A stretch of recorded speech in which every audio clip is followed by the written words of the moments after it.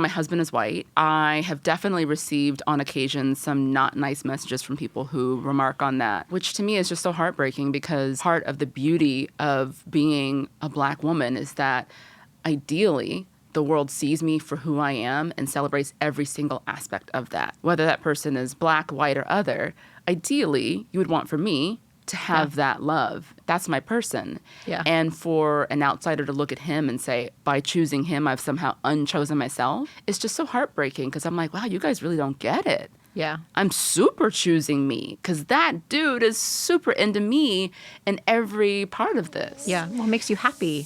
Join me, Sasha Pieterse, on Women in the Nude, Season 2, where we bear it all except for our bodies. Leave that to your imagination. Welcome to Women in the Nude.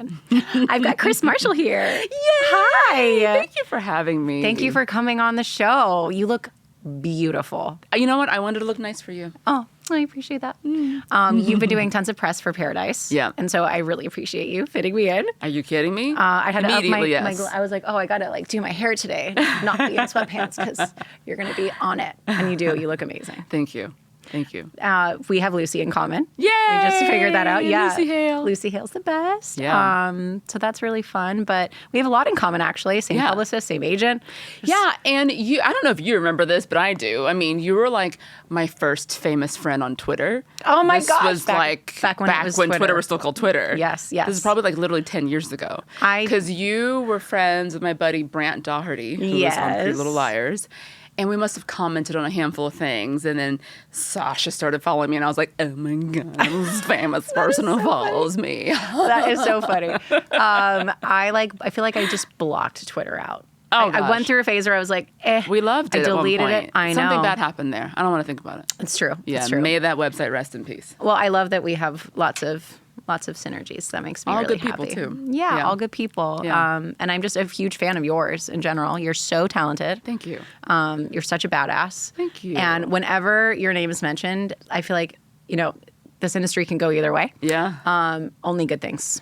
Oh! Which is really, really cool. And like there's certain words that are always mentioned, which is like, not only are you nice and talented, which those are two great things, but you are confident and ambitious and know what you want and you're strong. And I love that. Mm-hmm. And not only do we need more of that, but it's just so cool to see that combination where you're all of those things, but then you're also really well liked. Let's just dive on in, girl, because we're here. Please. I think what is maybe perceived as confidence is probably just like unabashed insecurity that's really like I feel that on the front, Yeah. I think for such a long time I worked to hide the parts of myself that I didn't like, and then over time kind of just like got worn out from that work. Yeah. It's exhausting. It absolutely people are like, oh, how do you stay thin? I'm like, I'm stressed. Stressed. Hiding the worst of me is exhausting and calorie burning. So as time has gone on, I also think becoming a mom has changed that. I think getting older has changed that.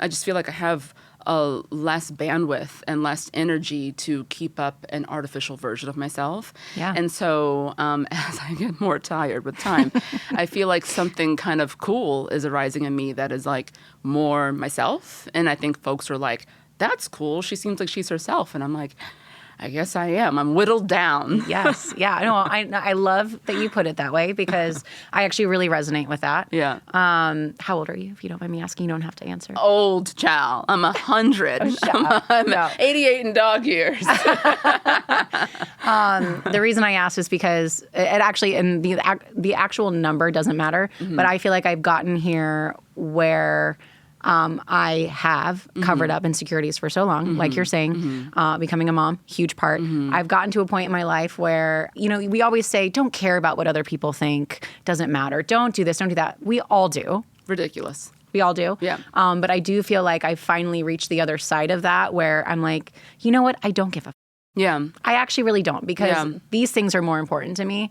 And I've never felt more comfortable in my body. I've never felt more comfortable in my decisions and what I think. And I will say a lot of that is just because I'm too tired. Yeah. I'm too tired. I don't have enough energy to, like you're saying, put on that front. And in a weird way, I don't think that you know what confidence is until you you've experienced all of those things? Well, I think that for me, there was the assumption that confidence meant that I had to like everything about myself. And so if I have this little litany of things that exist that make up Krys, if I like 10 out of the 10, then now I can be a confident person. And, here's a real life example. Just this morning, I posted some photos on Instagram. And as I was selecting photos, there were a couple where I really liked my face, but I was wearing this like tight sequin dress and I have a little bit of a belly. And I was like, oh, I really love this photo of my freaking belly. Like, can I find a way? Like, I don't do the body change apps. I'm not like tech savvy. And so I was like milling, and then I thought I'd use this one, but then I have to change the ratio and all that. And then I was just like, no, I'm going to post this photo where I have a little belly because that's what my body looks like. I'm a human being. Yeah. Who has a booty and a belly and thighs? That's what my body looks like. And had a human being. Yeah. And so then I put the photos up, and then my friends and people who know me are like, oh, you look beautiful. And I was reminded in that moment, like, yeah, I'm a whole person. Yeah. I'm not just a belly or a pooch or thigh or whatever. Like, I'm a whole me that makes up me. And maybe it's like cheesy, but I feel like if I can affect my little teeny corner of the world of trying to like show up as I am with like a blemish that's here and a belly in this outfit, then like maybe other folks will see that and be like, oh, actually, I'm okay with my blemish or my belly or my grays or whatever it is. Yeah. So, and I also find as time goes on, the folks that I'm drawn to, whether it's at a dinner party or I'm at a fancy event or I'm at Trader Joe's, like the people who show up for me as themselves, I'm drawn to that. Right. And the people who are showing up with a bunch of artifice, I find myself kind of like... Gives you the ick? Yeah. And it's not like I'm judging them, but I find myself like Teflon, like I'm bounced off the other direction. Yeah. So yeah. That the photo that you're referencing, was it like a blue sequin? Mm-hmm. Okay. Yeah, it was just this morning. Yeah. I just want to say, Did you zoom in on that belly? Sasha was like, "Whoa, she got a belly in this picture. No. Why'd she put that up?" I saw that and I was like, "Wow, she looks incredible." Aww. Thank you. You don't have a belly. Thank you. You are, like you're saying, you're whole, but you're beautiful, just the way that you are. You don't need anything else. Thank you. And yeah, you don't have to like everything about yourself all the time, but I think it's so easy the way that society is set up to find the flaw instead of finding all the things that are great. We always look for the flaw first. It's the easiest thing to talk about for whatever reason. Like we're always finding the negatives, and I struggle with the same thing. I always try and reframe my lens on myself, but it's not easy. And then going into the mom side of it, like I don't know how much mom guilt or if any you feel, but every single day, instead of being like, wow, I'm so glad that I did X, Y, and Z, I think of like, wow, I feel like I failed here, here, here, and here. And so, as a mom, I feel like I'm like, oh, an extra layer of like torment that I'm only putting on myself. So, yeah, I feel like with the mom thing, I did all my heartache up front. I learned about this term, which Gary's probably like, girl, what you about to say in this conversation? I don't think Gary worries about you at all. I learned about this term called maternal ambivalence, which I'd never heard of. I'd always thought my whole life, like, either you knew you wanted a baby or you knew you didn't want a baby. And so because I was sort of like ambivalent about motherhood, I was like, okay, I just don't want one. Like I sort of like put myself in the category, and I never thought that there would be gray area because it's such a big life decision. And so as time went on, my husband and I have been married for years. And we both were kind of like, do you want to? And I was like, I don't know. Do you want to? Like, we both sort of like were playing this game of hot potato back and forth of like, some months he wanted, some months I wanted. But it was like we could never really get in sync. And both of us were just kind of like, our lives are beautiful the way that they are. And this doesn't feel like a burning desire to have a baby. And then along the way, it started to shift to less ambivalent and more like desirous, but never full, like, I know I need this. Yeah. So then we thought, let's give it a whirl and see how it goes. Get knocked up the first month. Of course. And I was like, okay. Now it's real. The ambivalence bus has left the station, and now you're on this ride. Yeah. And I sort of felt like, once I get pregnant, then I'll have that gong that goes off in my head that I know that I want this. And so throughout my pregnancy, I continued to feel this like, how did I get here? How did I get on this train? This train feels like it's moving away from me. In addition to all of that, I also had really, really bad hyperemesis. So I was like vomiting every single day, vomiting from drinking water, vomiting while brushing my teeth. Like everything made me sick. And so, now we're here, 30-something weeks, really deep in this thing and still feeling like not very connected and like, what's wrong with me? And so I talked to my OB and she was like, yeah, this is a part of perinatal depression. It's not just like you can get, the postpartum depression everyone talks about at the end when you've already had your kid. You can experience this like during your pregnancy, the vast hormonal waves and the sort of feeling of like approaching this enormous life change for a person who is naturally very anxious. For me, it was like waiting to go to the gallows. Like it was so terrifying. And so, in coming into this conversation today, I didn't know that I would bring that up. Here I am bringing it up. I'm glad you did. But I knew that I wanted to sit down and have like honest, vulnerable conversations about things that I wish I had known. I wish I had known going into motherhood that I didn't have to have all the answers in advance, that I didn't have to be the kind of girl who was like, I want to be a mommy. So I was never like that. I was like, I want to play bank. I want to play bank where I'm the one with all the money. Like my kid fantasy games were like teacher, bank, whatever. So, then of course my kid arrives and I felt like all of what women talk about, the mom guilt, the postpartum depression, the sort of like sad and low and anxious feelings after your kid arrived. I feel like I just did all that heavy work. I front-loaded it. And so now no part of me feels like I'm the perfect mom. I'm definitely not. But I think because I felt so fretful throughout his conception and inception into the world, then now I just feel like so grateful. I'm like, awesome. Oh my gosh, I can't believe I get to do this with this little person. And like, there are nights when Ted and I will watch TV and then I'll look at him on the monitor and I'm like, can you believe that guy lives upstairs?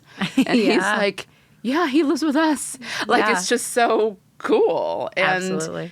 He's a little over a year and a half and I'm guessing at some point that coolness will wear off and he'll just be some little rat that lives in my house. But I feel like I just spent so much of my adult life, especially as a woman, where really people make you feel like you got to know what you want to do about this kid thing early on. Right. And so I just had so much consternation around all of it through the pregnancy that now, like, I really, really, really like it a lot. And I wish that if I had it all to do again, that I would have told the then me to just calm the down. Like, it's going to be great.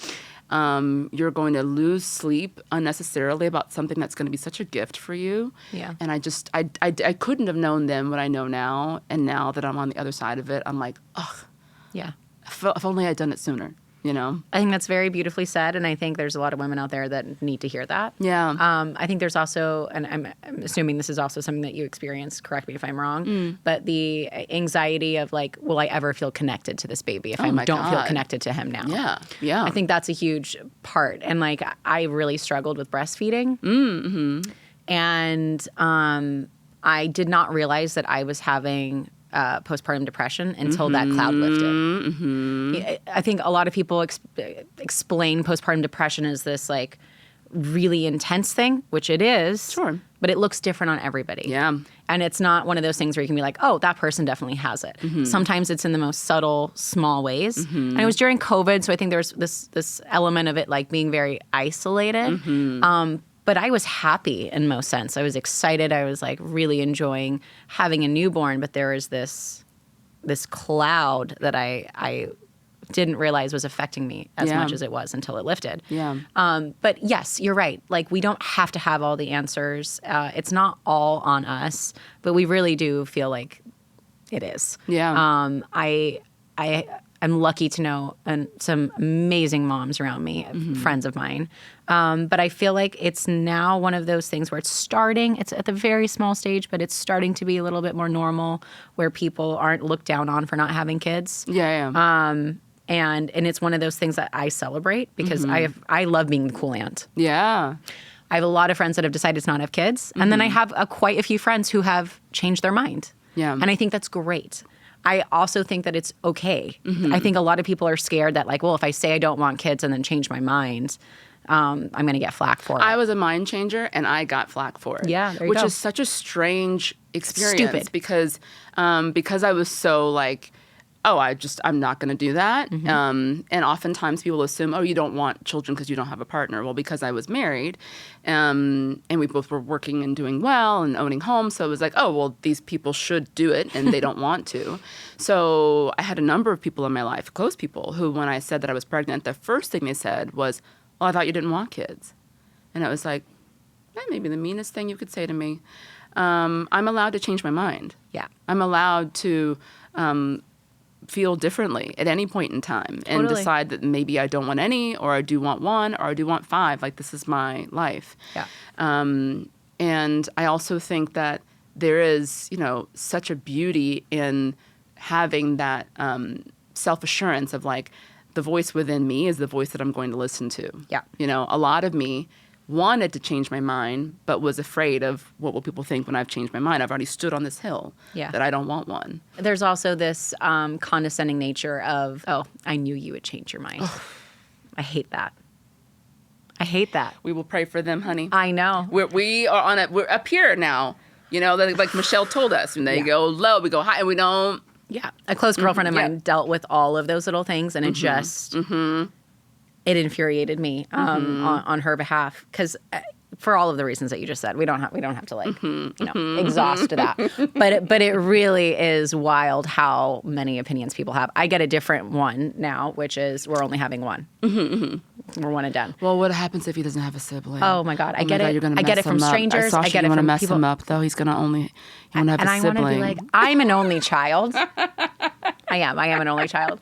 And I don't know if I would have made that decision if I wasn't an only child. Yeah. My husband's one of 9 kids, which is a whole other monster. Exactly. But it was just, it wasn't a huge surprise because I feel like I remember my parents getting the same sort of opinions on only having me. But it is wild how many people just think that it's totally in their right to comment on it. There's something. What is it about the whole thing? There is just something, and maybe it's not just the kid thing, because I feel like people are very vocal about a lot of things, and maybe it's like social media makes folks feel like they Empowered. can just let go of all discretion. Of course, I have our friend Lucy in common, and when she and I started to work together on a show that unfortunately didn't move forward, we became very close, having those long conversations you do on set. And for whatever sort of public scrutiny I think I receive, I also think that I'm at an advantage where my career didn't move in a real way until I was older, until I was in my 30s. I cannot imagine what it must have been like for you girls to be in such a visual, public, scrutinized space. Yeah. Literally in your teens. I don't know how you guys made it out the other side of it. Yeah, I mean, I think everything considered, you guys we did great. all did. Yeah, you we guys all are doing did great. Decently. It very much could have gone the other way, and it does so often, which is very sad. I mean, look, I think there are pros and cons to both sides. I'm extremely grateful for that entire experience. And like you were saying earlier, like you wouldn't be the same person without those experiences, right? But it's not something that I think is like ideal. It is and it isn't. It is really one of those complicated things. Like my son is very social and loves to be in front of the camera and get involved and do all those things. Would I let him do acting if he wants to? Would I let him act? I would never keep that from him. Sure. I feel like I'm lucky that I have a perspective on the things that I could do to protect him if he gets to a point where I did. But I think at that age you're very impressionable, and if you don't have the right people around you, it can easily become very dark. Yeah. The public scrutiny thing, I mean it is intense. I mean, I think every human receives it to some degree. I think it's almost impossible to stay away from completely. But that was a different layer. Talking about Twitter, I mean, that was when Twitter just kind of exploded, and so we were the trajectory of Twitter and our show at the time was the same, and that was a wild experience. That's a lot. Because I think we were also learning as we were going. It wasn't like, okay, well, this is what social media is, and you just kind of like get on board with it or you don't. Sure. It was very much like, oh, we're all just kind of learning together and talking to people on the other side of the world. And these people are real people. Yeah. And they're real people. Yeah. I'll tell you an awful story about Twitter. Oh gosh, her name's escaping me now. She is a chef. Her first name is Rachel. Rachel Ray? Rachel Ray. Yeah. Yes. I followed her on Twitter, and I made some stabby little joke. I said something like, Rachel Ray sounds like she eats broken glass for breakfast, or I thought I was being so funny. And Rachel Ray wrote me back and said, actually, Krys, I've had a number of surgeries on my throat. Thank you for noticing. And it was that moment where you realize, like, this is a human being. That's a real person that I thought I was like, me and my all 1,000 followers, I'm going to really show them how funny I am. And so I've been on both sides where you're like the one making digs, and then the one where you realize, like, that's a person. Absolutely. And there's this fine line, which everybody experiences also to some degree, where like, what is comedy and what is like a fun roast and what actually affects somebody. Mean. Yeah. And well, I mean, it's in so many ways glorified though as well. Like you think of like how funny some of those roasts can be. Oh my gosh. And then people go viral because they've said some whole whatever. Right. And it's less about like, can this person take it and like, what is the line? I don't know. And what people get away with versus what they don't. That's generally also an unfair thing. It's like, why does that person get away with saying that awful thing and this other thing that's not that awful gets all the focus? That's a complicated layer, but I think that's also something that is really great of you to bring up, because it's something that a lot of people would just kind of like pretend didn't never exist. happened. They've never made a gaffe or never made a faux pas. Yeah. Something else I really loved about the show that I did with Lucy is that, Lucy was what we call in the business the number one on the call sheet for that show. Yep. And I think, entering into a set environment, many times the person who is first on the list is the person who sort of sets the tone for what this environment's going to be like. And that show had a predominantly female cast. And so I was very anxious going in, like, is this going to be like Catty or a Mean Girls environment? And was so pleasantly surprised to see that it was the exact opposite. I think our showrunner for sure was responsible for a lot of that energy, but I also hand a lot of that to Lucy as well, to recognize like this environment is requiring of a warmth, a vulnerability, and an honesty. And if I show up this way, everyone else is going to reflect that, and this is going to be a good place to work. Yeah. And so it was a great experience for that. And I think that, as an actor, like whether you go to drama school or you start as a young person or you take classes along the way, there are things that you learn, at least I did, that are about the technique and about the craft, but you don't really learn as much about like how to conduct yourself in business or these sorts of things and how important they are until you're in the driver's seat, until you're experiencing it and you're on the ground. For you, like, what are some of those things that you just learned along the way that you're like, oh, I never saw this coming, and now I see how important this is now that I'm in a position of power? Yeah. I think it's a great call out, because Lucy, I mean, even on PLL, even though she was young, as out of the four, she was the youngest out of the four as well. Obviously I was much younger than her, but like aside from that, the core four, she was the youngest. And I think, and she was the number one on the call sheet. So I think I'm sure that taught her a lot. But overall, I think it also it stems from the type of person that you are. And Lucy's not one to like try and make people's lives miserable. And so I think that's the thing too. It's like, where understanding what type of power you want to wield. And whether you lead with the carrot or with the stick. Exactly, right? And that's a challenging one. I feel like also, especially as a female, because sometimes we feel like we have to be a little bit more like not rude, but like we need to show some strength so we get some respect, sort of a thing. And they also lead us to believe that there's only room for one. Right, exactly. So if your sister actress is getting, then you're not going to get. Right. But only one of y'all gets today. Oh, and I know what that's like. It's a tough sort of narrative to dispel in your mind, especially Yes. when it's being reiterated to you again and again and again and again that there's only room for one. Yeah, I think that's a very, very good call out. I think ultimately for me, I started in the business when I was 4.5. Oh my goodness. 5-ish when I did my first TV show. And I think ultimately what I've learned along the way is that it is so extremely important to show interest in other people's jobs. Because every single person that is on set is there for a reason. And is the only reason that show is coming together, whether it's the PA to the director to your showrunner to your lead actor.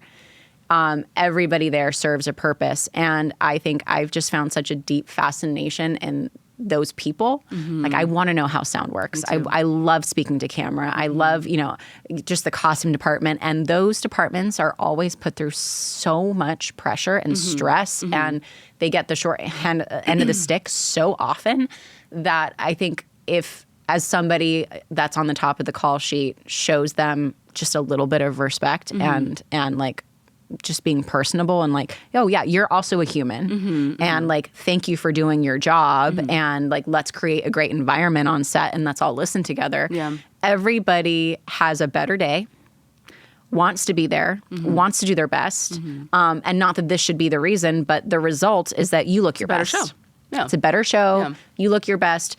People are just overall excited about what they're doing, whether they actually care about the content of the show or not, or the movie, whatever it is. It's like, oh, I'm excited to come to work today because I don't feel like, even though I've got to do X, Y, and Z, that I'm under an emotional level of stress. Yeah. I mean, I don't believe in pure altruism. I don't believe that like you have to just do good for the sake of doing good. I think that both things can exist, that you can do good and it benefit those around you. And also it be self-benefiting, right? That if I'm in a good environment, I'm going to sleep better at night. I'm going to get home earlier to see my kid. I'm going to get a second season.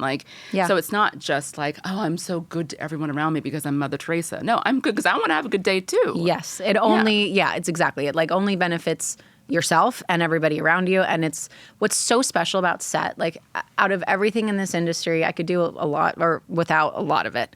But being on set is my favorite part. And why would I want to ruin that? Yeah. And I think every time I'm on a set where something feels off, it frustrates me so much because so many, especially on the actor side, like not a lot of people get to do this. Not a lot of people get to actually work. And it is such a privilege to be a part of something that's like so much bigger than you in so many ways. And like, kind of how dare you take yourself too seriously and make everybody else's life miserable, and like, you could be replaced by so many different people, no matter how big you are. Like, what are you doing? Why is this something that is? It's just so, it shows a lot of insecurity, but the ripple effect is so far-reaching that I've seen it happen too many times in my career to ever want to replicate that. Yeah.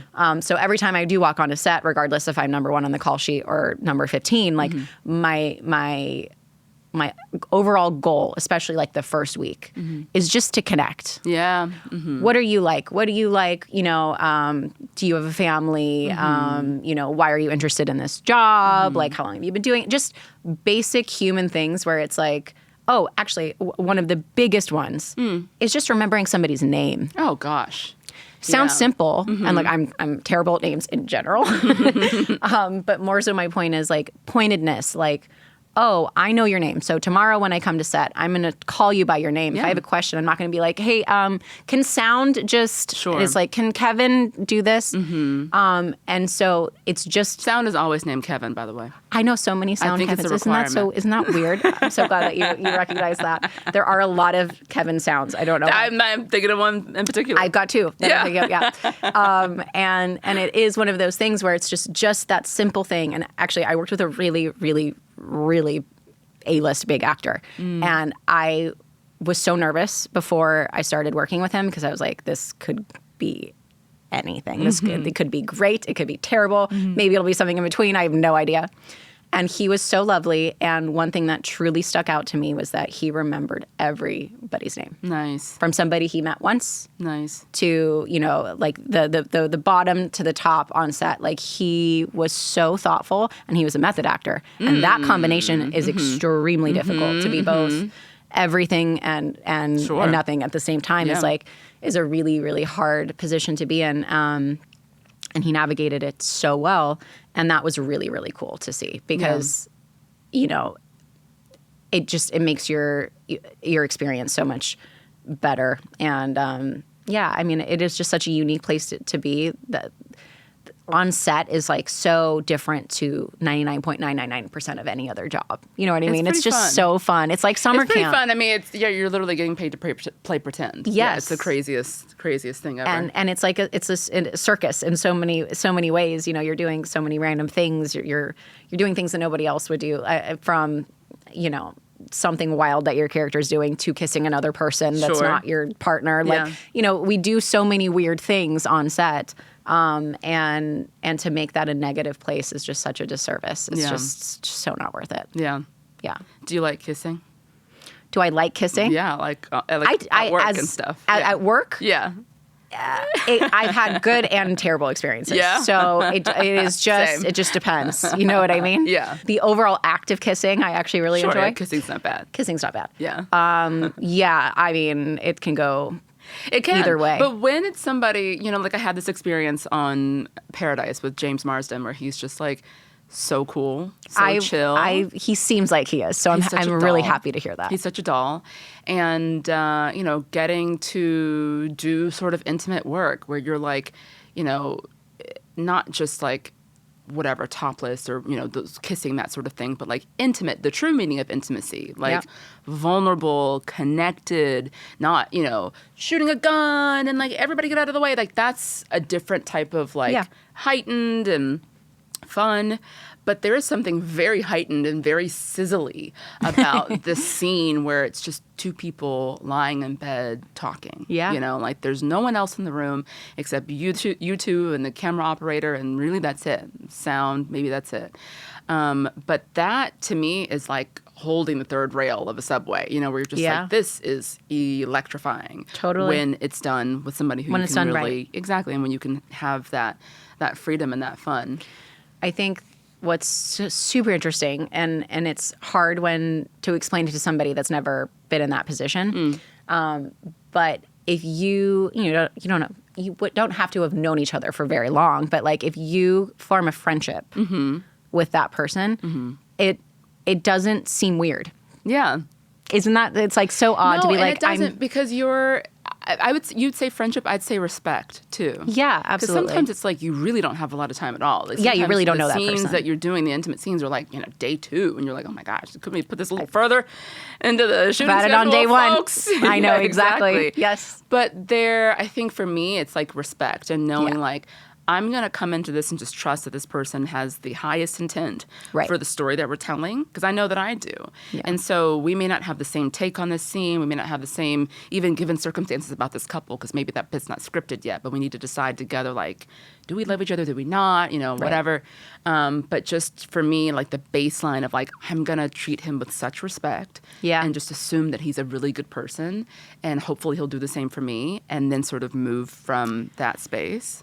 Yes. Yeah. I agree. And I've had really great experices in that department too, which is so nice. And it does like renew the faith in the situation. There are good like, dudes out there. Exactly. A few. Yeah. Not all are terrible. And that is nice as well. And some of those people that I've worked with are still some of my closest friends. Nice. And that's really cool, because that's what it is, right? It's a respect. It's a common respect, not just for your craft and what you're doing, but it's for each other. And like from my husband's perspective, I'm sure there are lots of thoughts, but he is so supportive. And Mine too. And his concern is always like, is he respectful? Yeah. It's never like, I don't trust you, or not even that I don't trust him. It's just that like, is that work relationship respectful? Do you feel safe? Do you feel safe? Do you feel listened to? Is it a safe working space? Yeah, and that's really great. Yeah. And that is what you need. I spoke to a producer recently that I worked with who was like, I had the worst experience. This actor and this actress had a intimate scene, and she brought her husband on set. Girl. And I was like, did baby she? daddy at the house. I know. Are you I was like, did she bring him, or did he just decide that he was going to come? Yeah, and apparently it was a nightmare. Right, and he was super intimidating towards the other actor, and it was just it was just such the weirdest combination. And there was like a intimacy corner try to like navigate that, and like, yeah, I mean, like as much as I know that nothing is going to happen between another actor and myself, I still wouldn't want my husband there. No. It's just it's like, let's keep some separation in that department. Like, my husband builds houses. I'm not going to go to the job site and be like, looks good. Right. Let's do it 2x4 instead of a 2x6. Like, what am I doing there? I don't belong there. Yeah. I don't work there. He does. Right. It is a very intricate, complicated thing. It doesn't have to be all the time, but have you had bad experiences with any intimacy coordinators? I haven't, but also because that has only been like a job until recently. Also very true. It was the Wild West before that, girl. You had to just do what you had to do. All of my bad experiences were before intimacy coordinators were mandatory. Yeah, and none on film that I can think of, but some in theater. In school. And, it's hard to know the language to say, like, this makes me feel comfortable. This doesn't make me feel comfortable. I don't like when he does this with his mouth or whatever. Like, they're just tough conversations to have. Yeah, they're awkward. Because you never want to be in a position where you're trying to direct the other actor. You want to play the role that they gave you, and he can play the role that they gave him.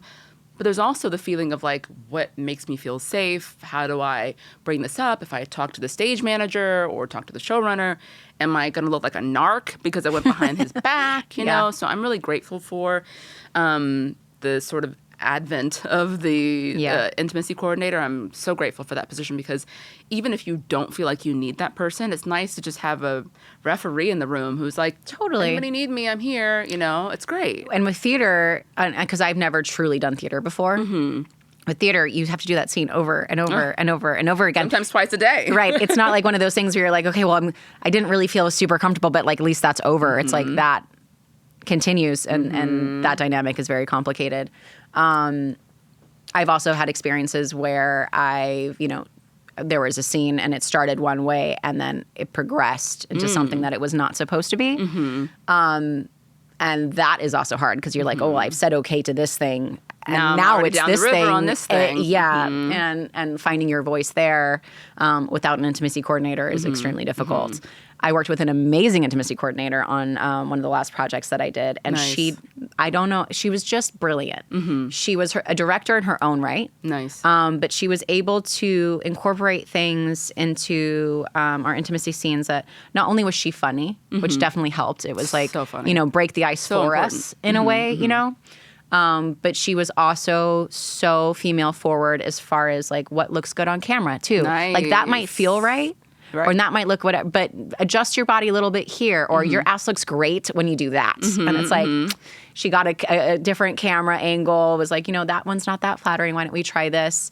And she took a photo of it on the monitor to make sure that I was like comfortable with it. Like those, you need an advocate for you. And if an intimacy coordinator is somebody that is your advocate and not a narc, or not somebody that like makes some stuff worse, because sometimes it can make it more awkward. That is just such a huge plus. And I want to bring this up because this is such a cool female thing. She was like analyzing the script and was like, I don't know how you feel about this, Sasha, but there is this part where I'm like looking at myself in the mirror while he's behind me. Yeah. And what's this movie called again? Image of You. And it didn't make it into the actual movie, which makes me sad. The scene did, but this particular part that she added did not. Where after they finish, my character grabs like tissue from the bathroom and like praise yourself. And I thought what was so cool about that, because it was a very powerful scene for my character in particular, what was so cool about the addition of that is the realistic aspect to it. Because I think sex in movies is often so, and porn and everything is so, it's just so like, it's just not realistic. It's like so often not what that experience is actually like. And it was the way that she had positioned it was so well executed because it was like, oh, this is also part of a power move and intimacy. There is something to that happens when you're actually in that moment where it doesn't have to be left out. Sure. It shouldn't be something that is like shameful. Sure. You know? Yeah. And I thought that was really great. And it's the first time that I've ever had anybody bring that up, put that in anywhere, and it didn't make it into the edit. But I know. Yeah. But it was very cool to experience in the moment. And I was like, oh, yeah, that's really great. Like that is something that we should be incorporating. And I love that there is, I mean, it's been happening for many years now, but I think like, you know, growing up and seeing movies like whatever, Showgirls or something, and you're like, oh, this is what it means to be nude in a movie, or this is what a sex scene is supposed to look like.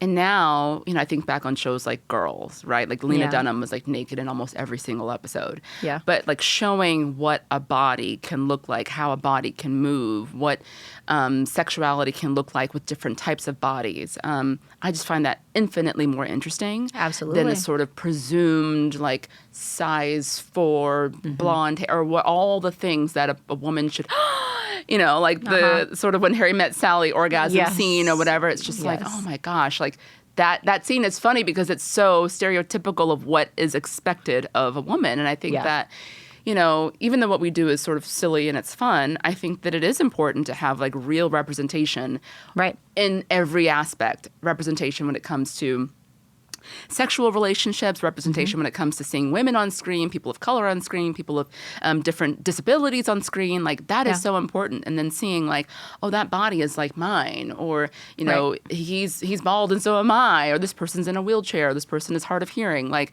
just seeing the different iterations of humanity. Well, it makes you feel more connected. Exactly. Which is what we should always be striving for. Exactly. Speaking of representation, do you feel like you have like a level of pressure in the industry, like just being a person of color? Like, is that something that you feel like you've experienced, is like, I have to act a certain way, or I'm held to a higher standard because you are a woman and you have to, I don't want to put words in your mouth because if you haven't, I would rather that be the case. But if it is, do you feel like that? Yeah. I mean, it's so funny because I've never not been Black. Well, so I don't know, you know, part of me is like, is my type A perfectionist wanting to get it right thing, is it because of societal pressures, or is it because I'm from the South, from a mom who was like, you need to put on a skirt, you need to put some lotion on your legs, you need to look nice and presentable before you leave the house, sort of thing. So like, it's hard to separate the, you know, the wheat from the hay, or whatever that phrase is. I'm not sure what the idiom is I'm thinking of right now, but I've only known life as me. So that's tough. What I will say has been tough is, you know, my husband is white. And so I have definitely received on occasion some not nice messages from people who remark on that, which to me is just so heartbreaking because I think part of the beauty of being a Black woman is that ideally the world sees me for who I am and celebrates every single aspect of that. Celebrates that I have dark skin, celebrates that I have kinky hair, celebrates that I'm from the South and have an accent, or my big family, or the food that we eat. And so whether that person who chooses to love me and live with me and have a baby with me, whether that person is Black, white, or other, ideally you would want for me to have that love and the love that I deserve.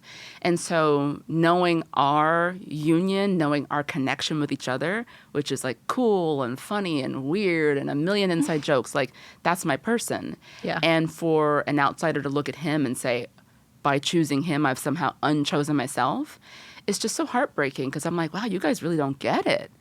I'm super choosing me because that dude is super into me in every part of this. Well, it makes you happy. Makes me so happy. And, you know, growing up in the South, there was not always a celebration for me and the way that I am and the way that I look. You know, it was called terrible things when I was a kid. And made to feel like being dark-skinned and having kinky hair was bad. Just put it lightly, bad, not good. So it took a long time for me to like really feel good about that and not always need to straighten my hair or try to stay out of the sun or whatever, but like truly just absorb the me that God made. And so that is my only hope for me going forward, and the hope for the kid that I have and maybe the kids that I have in the future is that they just feel like truly celebratory of the way that they are and whatever that iteration looks like. Yeah. I think that's beautifully said. Yeah. Yeah. Thanks. And true, too. It's not sugar-coated. Like, I really do appreciate that answer. Yeah. How did you and your husband meet? The old-fashioned way. Online dating. That is what it's going to be. Yeah. Online dating. And I went on 36 first dates before we met. I mean, I'm a Capricorn through and through. I was hitting Swiping. it. I hit it hard. Just boom, boom, boom. Yes, no, yes, no, yes, no. Because, when you are an actor living in LA, this is back in the Stone Ages before there was self-tapes and all that, and you're just going in person. But yeah. But, all you're seeing at auditions are girls that look just like you. So you're seeing like 15 different yous sign in. Right. And so unless you want to date somebody who looks just like you, you're probably not going to come across a lot of eligible candidates. So I wasn't meeting great people and thought I would give online dating a try. And now, of course, it's like, super popular. But we met, almost 10 years ago. And so, we met online dating. That's I know awesome. people give it a bad rap, and I guess it's changed over time. But I would say to my girlfriends who want to find love, like, I still think it's cool.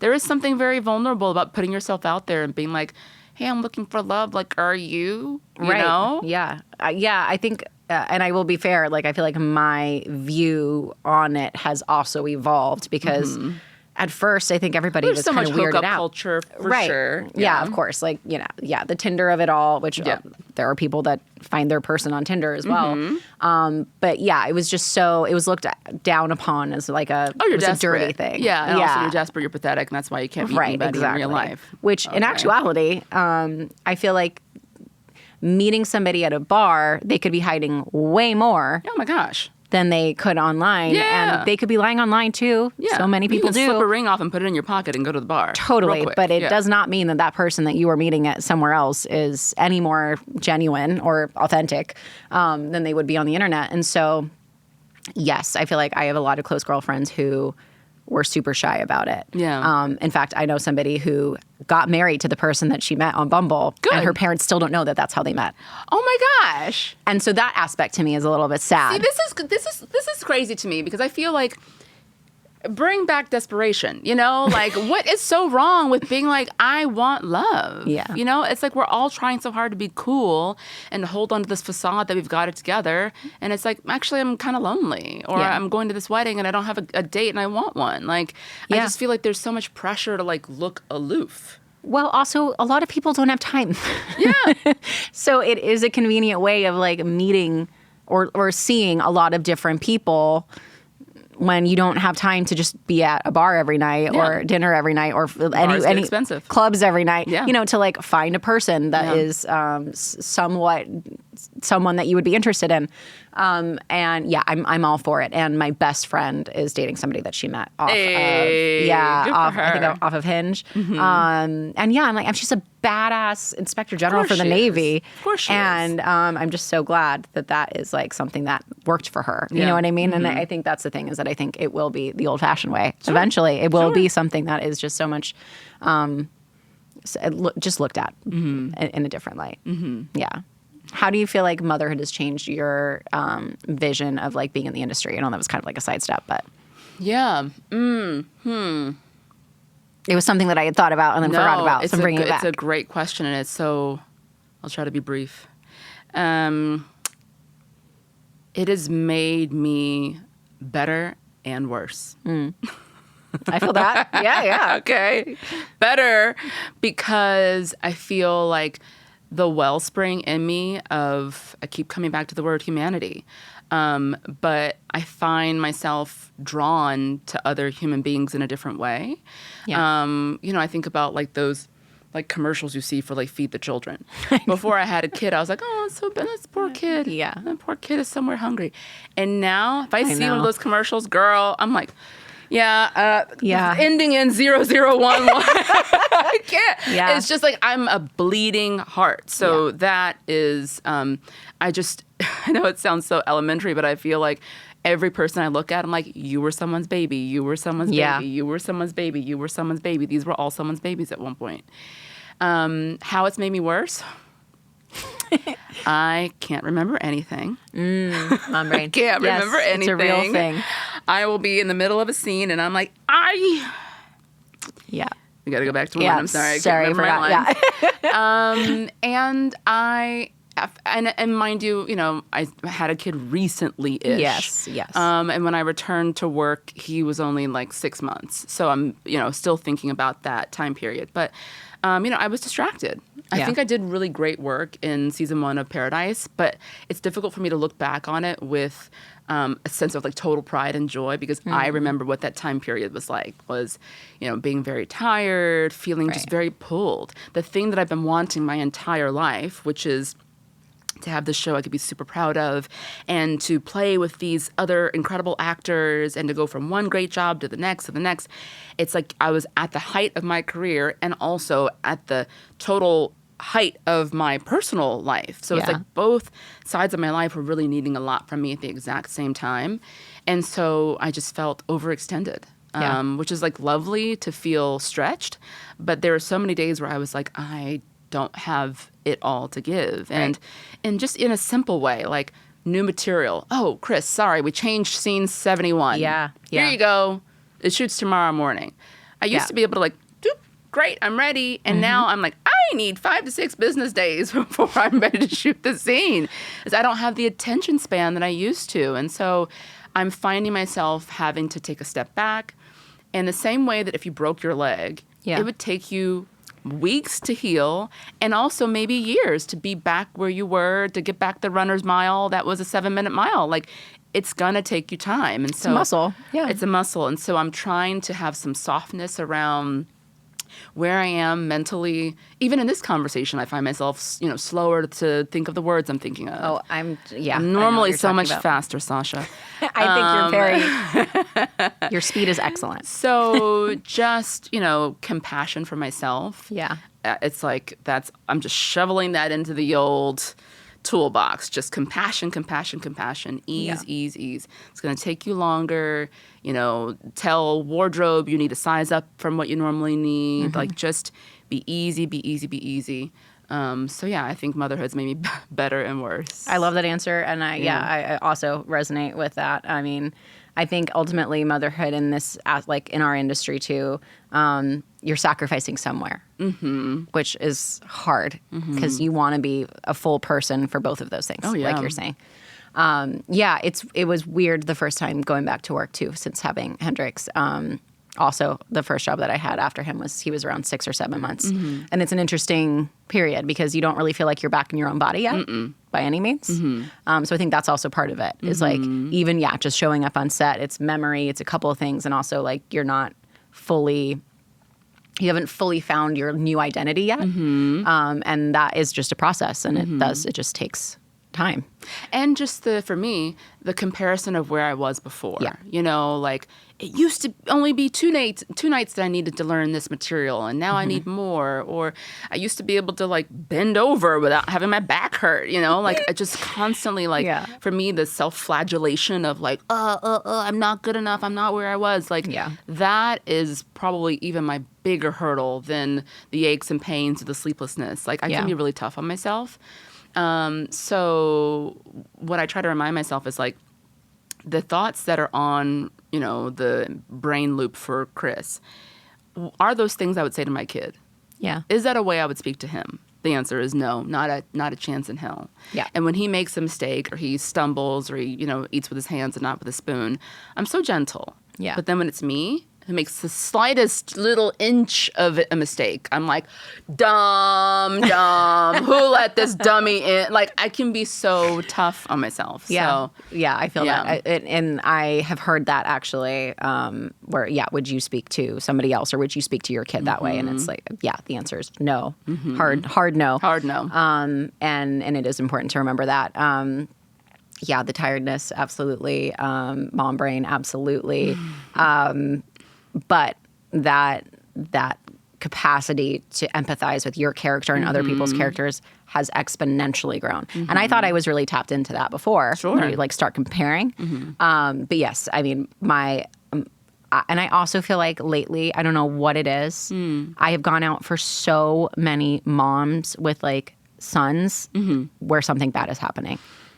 And so many different variations of it, from like thriller horror to like drama to comedy to whatever. I've gone like very recently, like at least 5 things where I'm like, this is out of incest. I was like, all of this is so weird.